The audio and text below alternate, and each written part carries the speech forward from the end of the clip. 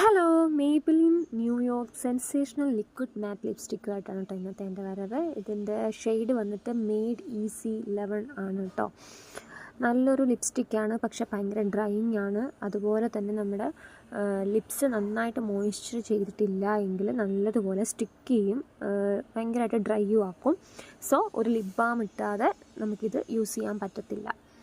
നല്ലൊരു lipstick ഷെയ്ഡാണിത്, made easy എന്ന് പറയുന്നത്. കണ്ടോ, ഒരു ഡസ്കി അല്ലെങ്കിൽ ഒരു മീഡിയം ടു ഡസ്കി സ്കിൻ ടോണിന് പറ്റിയ നല്ല സൂപ്പറായിട്ടുള്ളൊരു ഷെയ്ഡാണ്.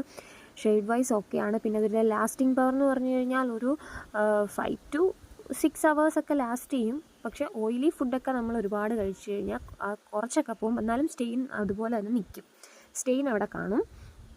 അപ്പോൾ നിങ്ങൾക്ക് ഇഷ്ടപ്പെട്ടോ ഈ ഒരു കളറ്? എനിക്കിഷ്ടപ്പെട്ടു. ഇതൊട്ടും തന്നെ ട്രാൻസ്ഫർ പ്രൂഫ് ആണെന്നും പറയാൻ പറ്റില്ല, ലിറ്റിൽ ബിറ്റ് ട്രാൻസ്ഫർ ആവും.